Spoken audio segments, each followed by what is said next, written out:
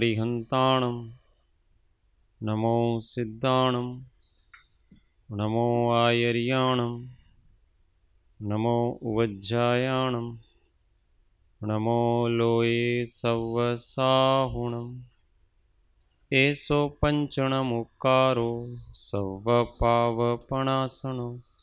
मङ्गलाणं च सव्वेसिं परमं हवै मङ्गलम्। ॐ नमो अरिहन्ताणम्।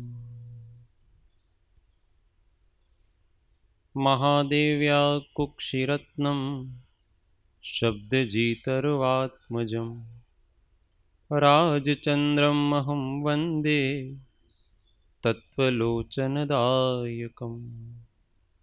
जे स्वरूप समझा विना पाम्यो दुख अनंत समझाव्યું તે પદનમ। શ્રી સદ્ગુરુ ભગવન પરાત્પર ગુરુવે નમઃ। પરંપરાચાર્ય ગુરુવે નમઃ। પરમ ગુરુવે નમઃ। સાક્ષાત પ્રત્યક્ષ સદ્ગુરુવે નમો નમઃ। अनंत अनंत भाव भेद थी भरेली भली अनंत अनंत नय निक्षेपे व्याख्यानी छे। सकल जगत गीत कारिणी हारिणी तारिणी भवाब्धि मोक्ष चारिणी प्रमाणी छे। उपमा आप्यानी जेने तमारा खवीते व्यर्थ आपवाथी निज मति मपाई में मानी छे। अहो राज चंद्र बाळ ख्याल नथी पामताय जिनेश्वर तणी जाणी तेणे जाणी छे। गुरुराज तणी वाणी जाणी तेणे जाणी छे। ओ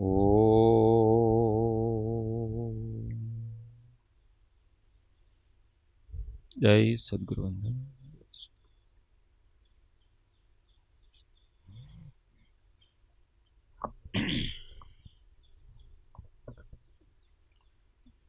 तत्व चर्चा में परम तत्वज्ञ श्रीमद राजचंद्र विरचित श्री आत्मसिद्धि शास्त्र गाथा नंबर 108 मोक्षनो उपाय छे ते विषय पर चर्चा चाले छे।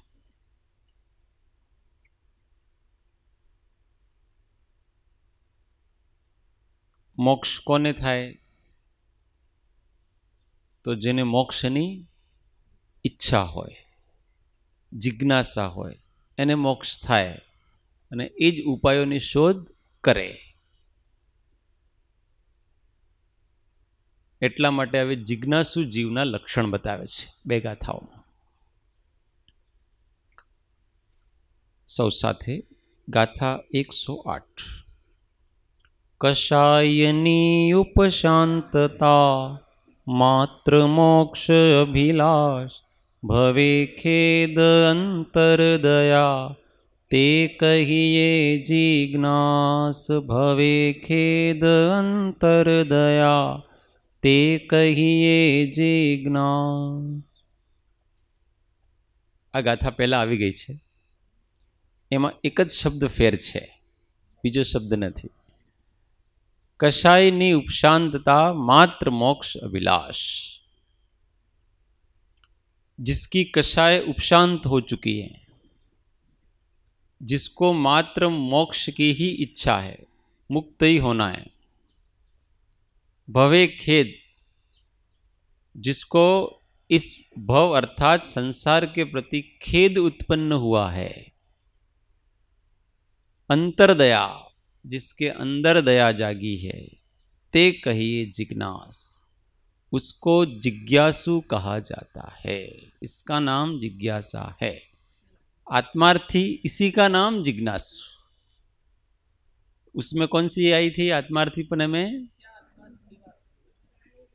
प्राणी दया। बस इधर क्या आया, बदला क्या है? अंतरदया। इतना ही बदला, ज्यादा नहीं बदला है। अब क्या है कि थोड़ा थोड़ा अंदर आ रहे हैं ना। प्राणी दया थोड़ी बाहर की वस्तु है, अंतरदया अंदर की वस्तु।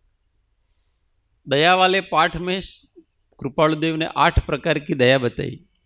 किसी को याद है?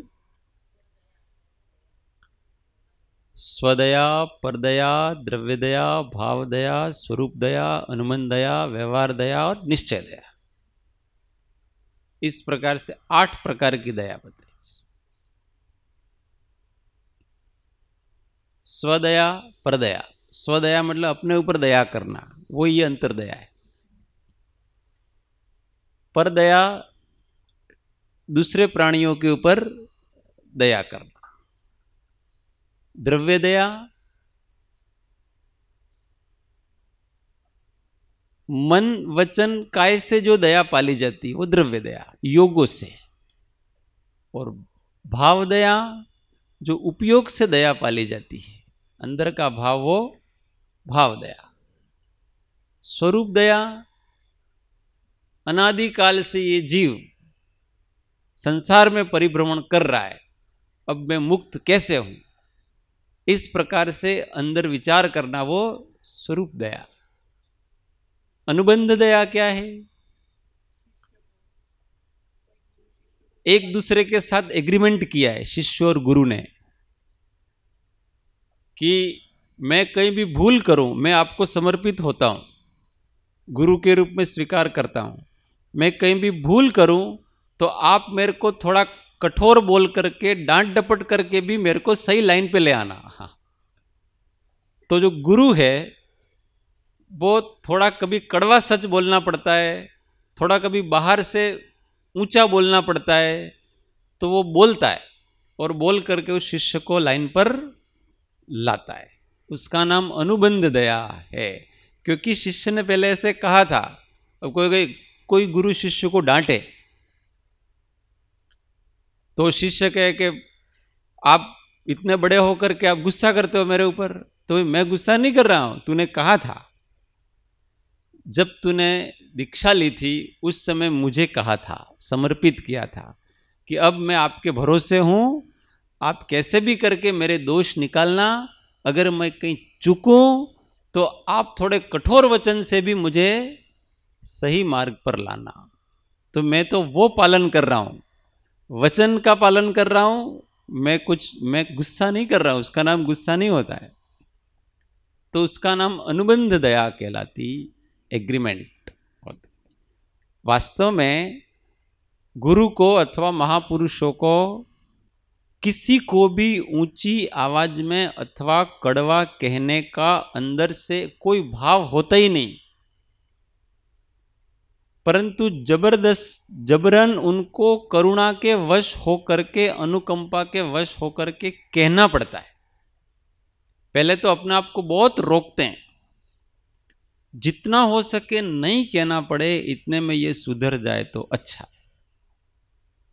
परंतु वो घड़ा जब भरता जाता है, भरता जाता है, भरता जाता है ना, और वो दोष करता ही जाता है, करता ही जाता है, करता जाता है, तो एक दिन वो फिर कह ही देते कठोर शब्द में। ये नहीं चलेगा भाई, बहुत हो गया। मैं कई दिनों से देख रहा हूं, ये बराबर नहीं। वो शब्द हैं वो शिष्य को चोट कर जाते हैं, क्योंकि बहुत दिनों का वो संभाल करके रखा है, अनुकंपा एक साथ निकलती है उस दिन। शिष्य को कभी कभी ऐसा भी लगता है कि गुरुजी मेरे को कैसा बोल गए खोटा, पर वो खोटा नहीं है, वो हितकारी है। इसका नाम अनुबंध दया है। ऐसा कोई हमको मिले तो हमारे महासौभाग्य सद्भाग्य है। कोई कड़वी बात कहने वाला, कोई अच्छी अच्छी बातें तो सब कहेंगे, गुण स्तुति तो सब करने वाले हैं, कड़वी बात कहने वाला कोई नहीं है। कड़वे में जो प्रेम युक्त कड़वी बात, अंदर से प्रेम है तो कड़वी लगती नहीं है, मीठी लगती है। परंतु इतना ध्यान रखना कि इस काल के प्राणी बहुत अधिक योग्य नहीं है। प्रायः किसी को कड़वा पसंद नहीं है, चाहे वो इस काल के साधकों की बात चल रही है, दूसरों की तो बात ही नहीं चल रही। इसलिए समझदार लोग समझ जाते हैं कि कड़वा नहीं, मानेगा ही नहीं, वो लिपापोती करेगा, उल्टा अपना, आप भी तो ऐसे हो।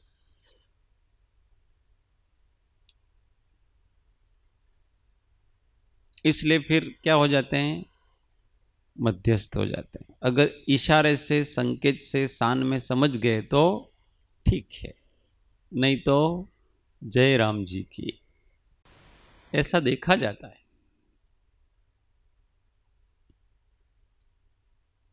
साहिब जी के विषय में बहुत से कहते हैं ऐसे, साहिब जी कभी किसी को दोष नहीं बताते थे, सार्वजनिक रूप से जो कहना पड़े वो कह देते हैं, समझने वाला उसको, पर व्यक्तिगत रूप से बहुत कभी किसी को नहीं कहते हैं। कारण ये था, वो समझ गए इस काल के जीव बहुत पात्र नहीं, उल्टा ही लेगा, सीधा लेने की आदत नहीं है उनको, કે આ વાત મને કીધી પણ આવું તો બધા ગલતી કરે છે, તો સાહેબજીને પહેલા નહીં કહેવું જોઈએ ને, મને એકલાને આવીને કીધું તો। ऐसा उल्टा ही लेगा, हर बात को उल्टा लेने की आदत है, पर ऐसा नहीं सोचता है कि मेरे ऊपर अधिक प्रेम है इसलिए केवल मुझे कहा, मेरे ऊपर अधिक भरोसा है, अधिक विश्वास है, मुझे अधिक पात्र समझा इसलिए मुझे कहा, ऐसा नहीं लेता वो व्यक्ति। बीजाने तो कहीं कहता ज नहीं ने, मने कया करे छे, हूँ कहीं बोलतो नहीं ने एटले नहीं कहेंगे भाई। ऐसा करके फिर मध्यस्थ हो जाते हैं। वास्तविकता ये, कभी कड़वी बात कभी नहीं कहना किसी, कड़वा सच भी बहुत नहीं कहना, क्योंकि बहुत कम पात्रता वाले जीव इस काल में होते हैं। सहज समझ जाए ऐसा हो, अथवा कोई बहुत विश्वासु हो अपना और उसको श्रद्धा डिगेगी नहीं, बहुत प्रेम है अपने से, तो फिर कह सकते हैं। बाकी और बहुत प्रेम वाले को भी अगर आप बार बार कहेंगे तो वो प्रेम समाप्त हो जाएगा। ऐसी ही जीवों की पात्रता है, नहीं अच्छा लगता है किसी को भी अपवाद को छोड़ करके, इसलिए मध्यस्थ रहना चाहिए।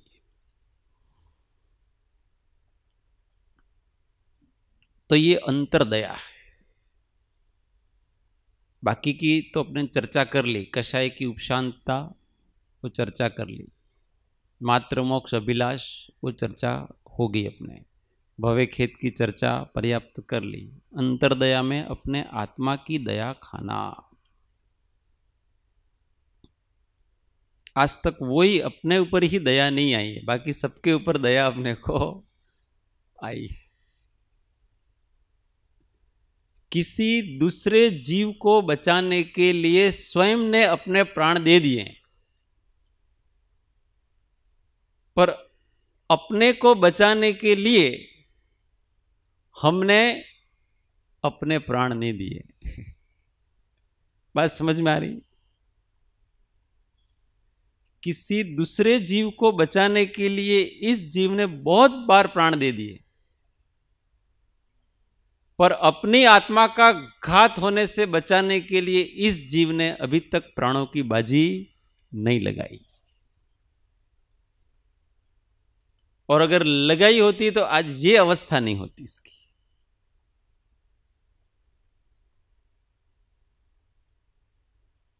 अपने सत्य के लिए,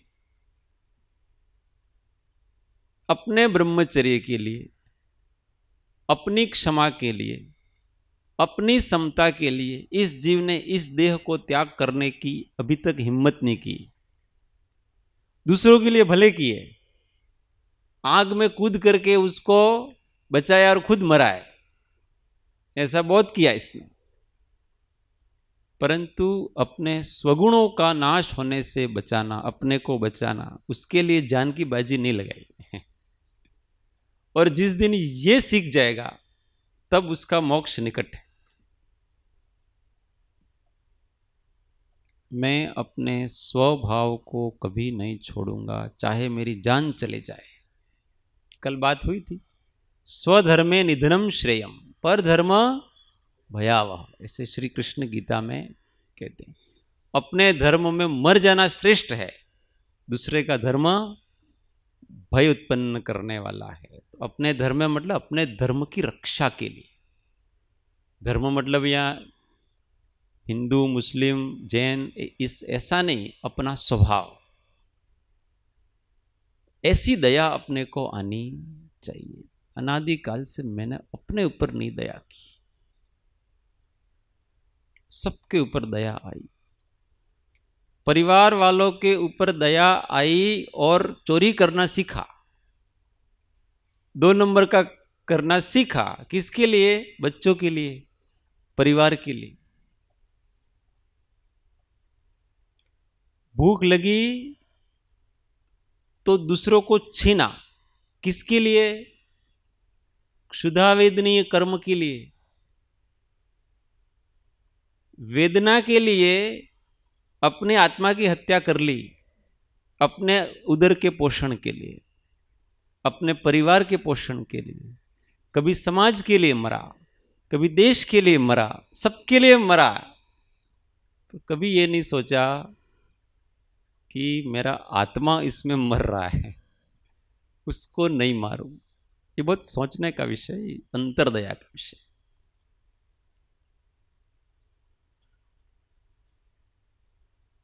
अब तो मुझे अपने आप की सुरक्षा करनी है बस, और किसी की नहीं करनी।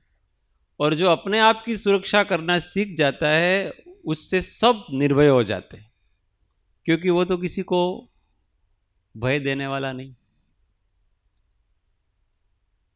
ये अंतर्दया का स्वरूप है। मैं किसी की हिंसा नहीं करूंगा, ऐसे तो पचखांड लिए, पर मैं क्रोध नहीं करूंगा, मैं अभिमान नहीं करूंगा, ऐसे पचखांड नहीं लिए हमने आज तक। ऐसे पचखांड लेने चाहिए अपने को, रोज रोज। ये कि आज पूरे दिन भर में ऊंची आवाज में नहीं बोलने का। ऊंची आवाज में बोलना भी एक प्रकार का गुस्से का एक प्रकार है, क्रोध का एक प्रकार है। ऊंची आवाज में बोलना, एक जैसी आवाज, कुछ भी हो जाए तो हम अटकेंगे, कुछ बोलते बोलते भी अटक जाएंगे, क्योंकि ऊंची आवाज में नहीं। अब गुस्से वाली बात हो तो ऊंची आवाज में निकालनी पड़ेगी उसको, तो ऐसी बात कहेगा ही नहीं हो। ये कल कहूंगा, आज ऊंची आवाज में बात नहीं करनी। ऐसे ही मान के पचखांड, ऐसे मायाचारी के पचखांड, लोभ के पचखांड, ये सब साधना में, तप में आते ही है सारी चीजें। जो मिला, जैसा मिला, जिस प्रकार से मिला, उस प्रकार से आज। कभी ऐसा भी पचखांड लेना कि कितना भी गलत हो रहा हो, मैं केवल मध्यस्थ रहूंगा। यह भी एक प्रैक्टिस है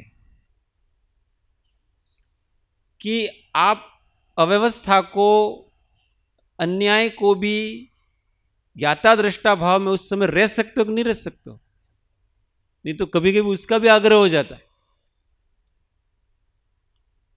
उसको भी शांत भाव से देखने का अभ्यास, क्योंकि दुनिया में तो बहुत गलती हो रहा है। आप हर जगह नहीं देख पाओगे तो कैसे जियोगे? इसको इसलिए गलत को भी साक्षी भाव से देखने का अभ्यास।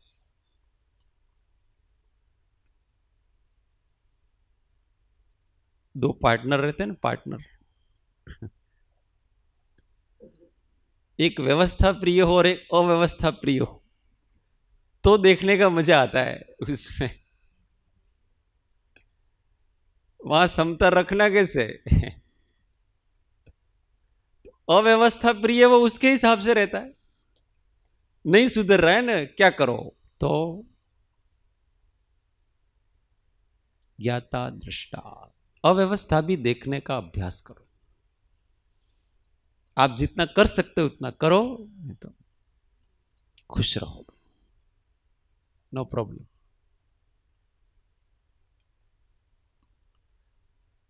ये अंदर की दया है कि हमारा सहज भाव, साक्षी भाव वो नहीं जाना चाहिए बस। बाकी दुनिया लूटना हो तो लूटे, कोई कुछ करना हो तो करे।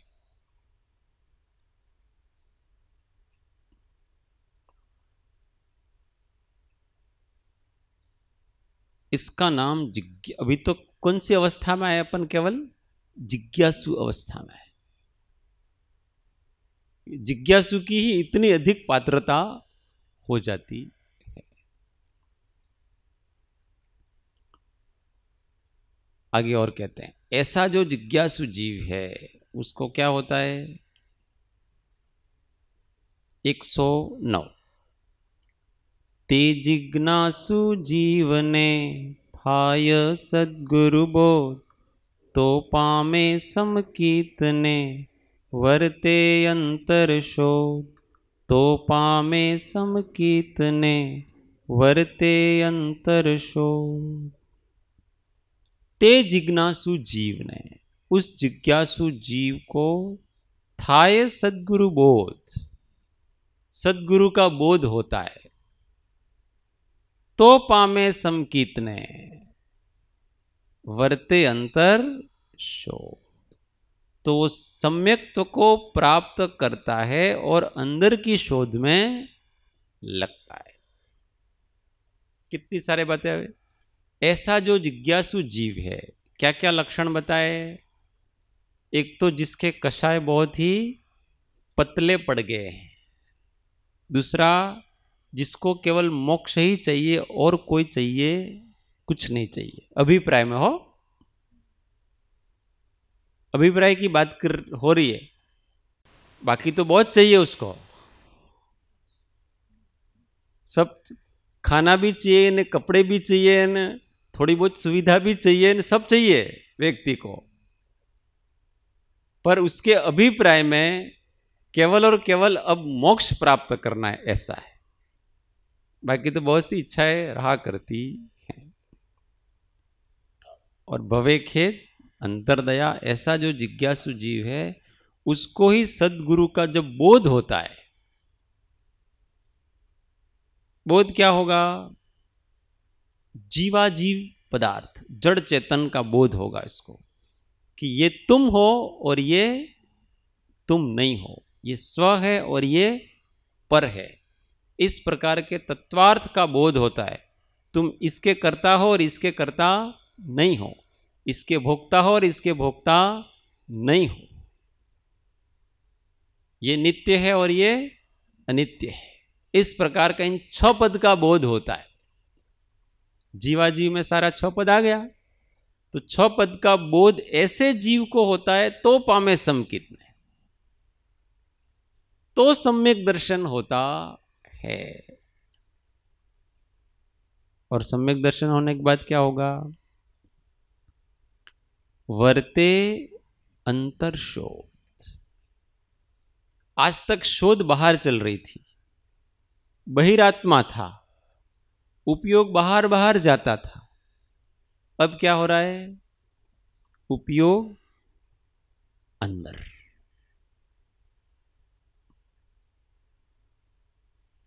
अंदर की शोध में बाह्य पदार्थ बहु बहु जोया, भटकी बारे बारे। अंतर शोध चलावाने हवे, अंतर शोध चलावाने हवे।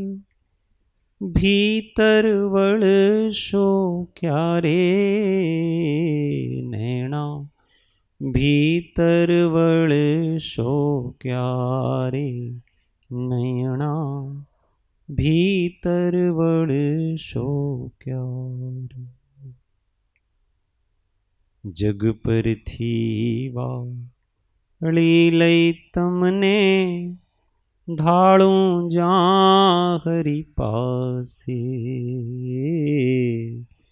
जग परथी वाळी लई तमने, ढाळूं जा हरि पासे। त्यां तो पळमा कईए पहुँचो, त्यां तो पळमा कईए पहुँचो। चंचल नाओ छारे नैणा, भीतर वळशो क्यारे नैणा, भीतर वळशो क्यारे। बीच की कड़ी बहुत अच्छी। शंख छीप अगणित वीण्याहि, सागर ने पग थारे। शंख छीप अगणित वीण्याहि, सागर ने पग थारे। मोती लेवा मेहरामण मां, मोती लेवा मेहरामण मां। मज्जन करशो क्यारे नैणा, भीतर वळशो क्यारे नैणा, भीतर वळशो क्यारे। शंख छीप अगणित वीण्याहि, सागर ने पगधारे। समुद्र के बाहर किनारे पर खड़े रहे, बोले छीपला ने शंखला ने इज लीधा। मोती लेवा गयो तो, लेने के लिए क्या गया था? मोती। पर वो अच्छा लगा, बहुत सुंदर सुंदर दिखा, उसी से खुश होकर के वही लेकर के आ गया घर पे। मम्मी ने पूछा कि भाई लाया कि नहीं लाया साग? ना वो तो ये मम्मी ये लाया हूं, देखो इसको क्या करना है, इधर को मोती लेने के लिए भेजा था। पर मोती लेने के लिए क्या करना पड़ता है? सागर में डुबकी लगानी पड़ती है। वर्ते अंतर शोध, अंदर की शोध चलानी पड़ती है, बाहर की दृष्टि समाप्त।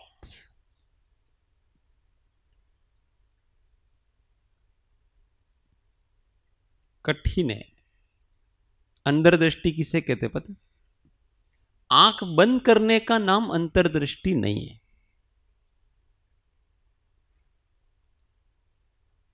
जहां जहां भी उपयोग जाए, जहां जहां भी दृष्टि जाए, जहां जहां भी कहीं भी किसी ज्ञेय का ज्ञान हो, वहां वहां अपने उपयोग को राग द्वेष से मुक्त करना, इसका नाम अंतर्दृष्टि कहलाता है। समझ में आया अंतर्दृष्टि का अर्थ? मैं किसी को देखता हूं, इसका नाम बहिर्दृष्टि नहीं है। पर मैं क्या देख रहा हूं और देखने से क्या भाव उत्पन्न हो रहा है, यही अपनी दृष्टि नक्की करता है। एक ही वस्तु को देखने से एक को राग होता है, एक को वैराग होता है। तो जिसको राग हो रहा है उसकी बहिर्दृष्टि है, और जिसको वैराग हो रहा है उसकी अंतर्दृष्टि। कृपालु देव जी ने जो कहा है ना, जोता झेर छे, पग मुक्ता पाप छे, जोता ઝેર છે, માથે મરણ રહ્યું છે, એમ જાણીને हे जीव आजना दिवस में प्रवेश कर छे। तो इसमें ये जो कहा ना जोता जहर छे, तो जहर कैसे हम देखते हैं, तो क्या जहर है उसमें? मैंने सामने देखा ये सब बैठे हुए, तो इसमें कौन सा जहर है? परंतु अगर उस वस्तु को देखने से आपके अंदर राग द्वेष की उत्पत्ति होती है, अच्छा बुरा होता है, गमो अणगमो होता है, रति अरति होती है, इष्ट अनिष्टता होती है, तो वो वास्तव में वो देखना वो जहर ही, कषाय नाम जहर का है। तो वो कषाय उत्पन्न होती है अपने अंदर देखने से। हुआ कि नहीं हुआ जहर अपने लिए? जहर का काम मारना है अथवा मूर्छित कर देना है, तो अपने आत्मा को मूर्छित कर देती है कषाय, राग द्वेष, अथवा तो मार देते। इसलिए यहां अंतर्शोध मतलब अंदर की दृष्टि, अंदर की आंखें खोलना, तीसरा नेत्र खोलने की बात कर रहे हैं। सामान्य रूप से व्यक्ति के पास दो ही नेत्र हैं, एक अच्छा देखने का नेत्र और एक बुरा देखने का नेत्र। कोई व्यक्ति को तुम अच्छा अच्छा देखो तो अच्छा देख, बुरा मत देखो, बुरा नहीं देखेगा।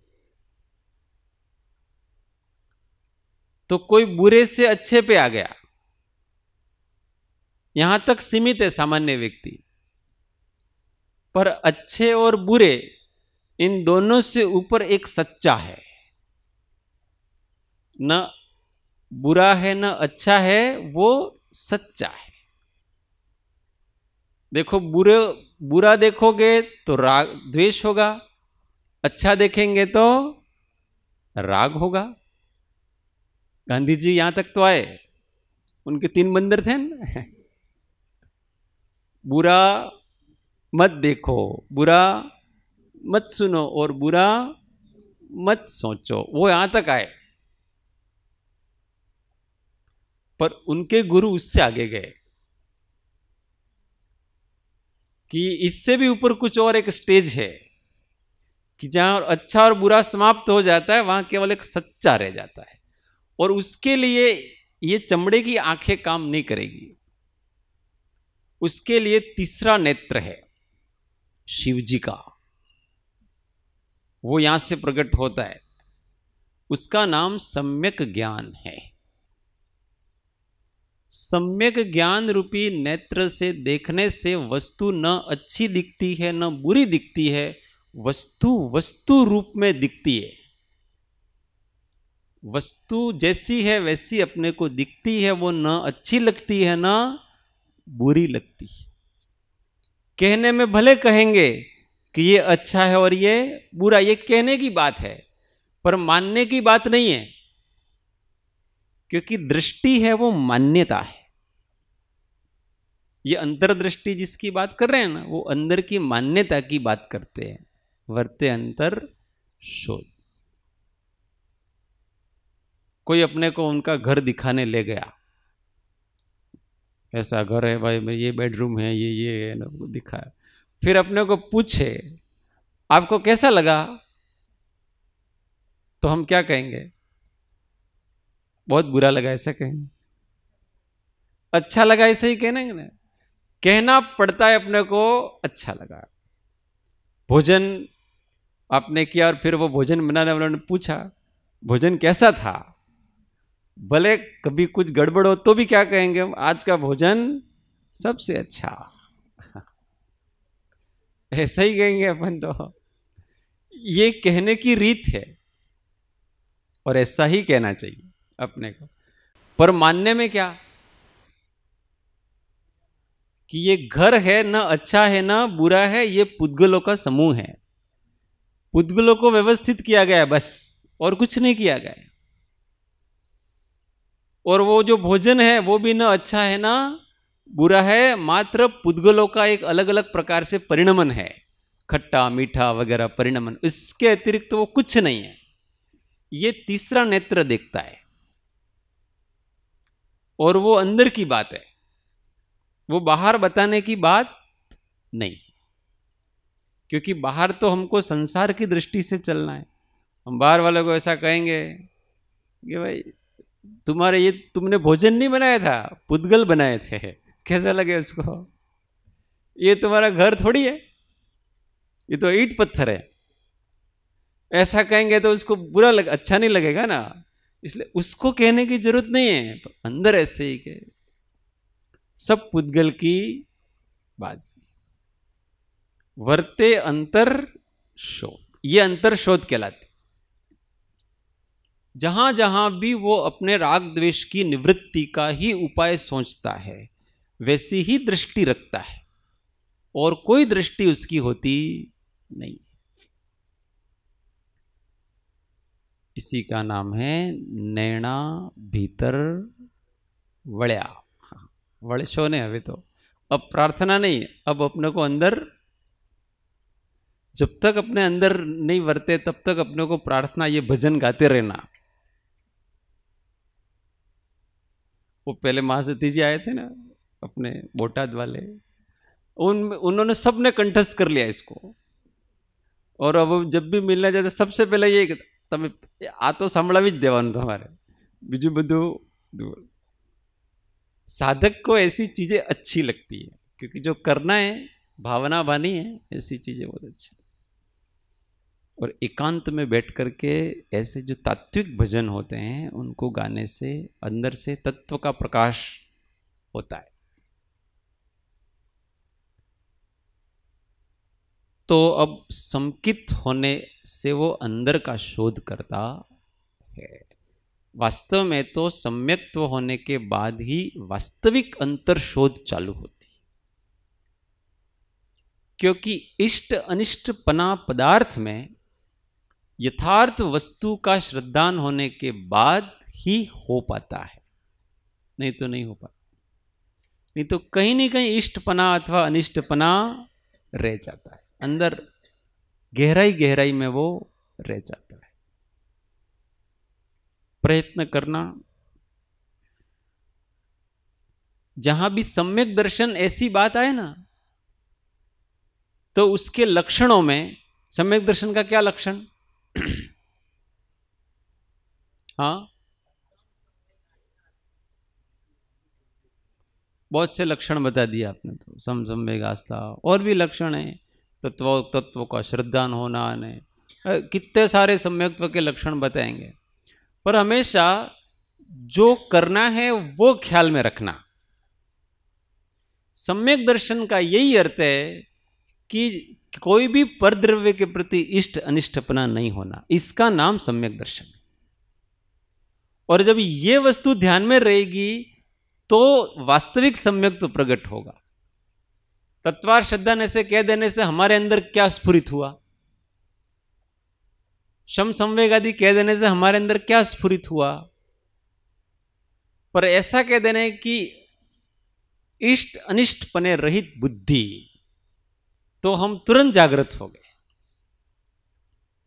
इस जगत में कोई एकांत से ना अच्छा है ना बुरा है, ऐसी जो बुद्धि अंदर से स्फुरित होती है, उस बुद्धि का नाम, उस श्रद्धा का नाम ही सम्यक्त्व है। इसका लक्षण है।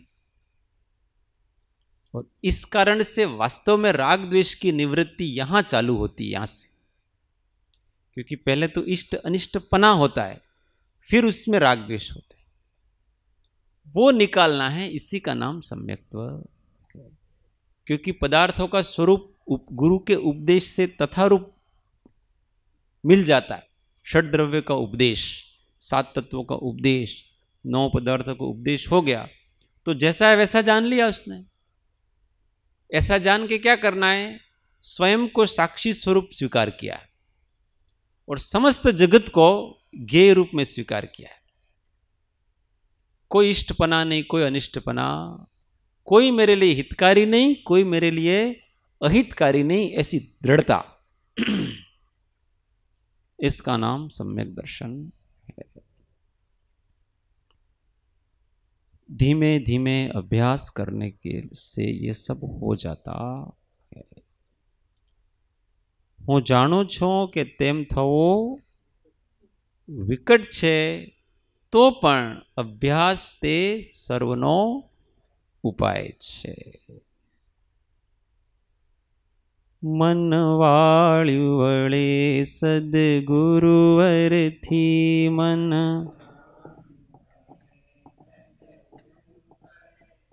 મન વાળ્યું વળે સદગુરુવરથી મન,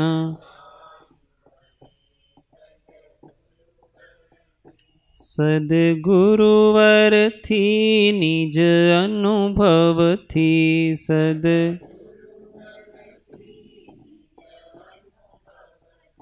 સદગુરુવરથી નિજ અનુભવથી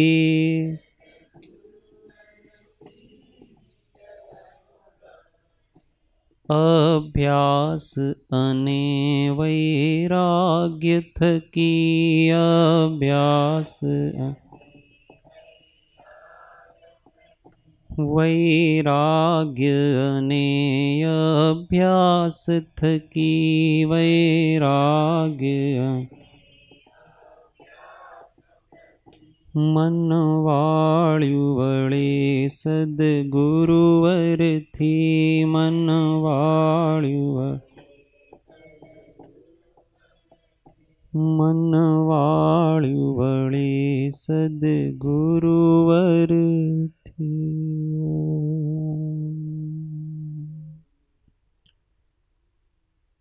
દેહ છતાં જેની દશા વર્તે દેહાતી, તે જ્ઞાનીના ચરણમાં હો વંદન ગણિત, તે જ્ઞાનીના ચરણમાં હો વંદન. સદગુરુ પરમ કૃપાળુ त्रिलोकना नाथ की जय, सब संतन की आनंद घन. ओ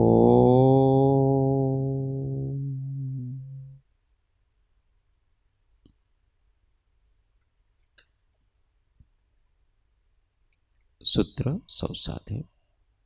हूँ आत्मा छूँ, आपनो सेवक छूँ, सौनो मित्र છું. હું આત્મા છું, આપનો સેવક છું, સૌનો મિત્ર છું. હું આત્મા છું, આપનો સેવક છું, સૌનો મિત્ર છું. ઓમ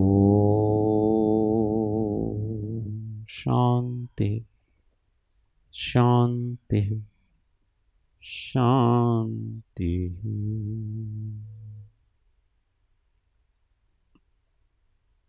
जय सद्गुरु.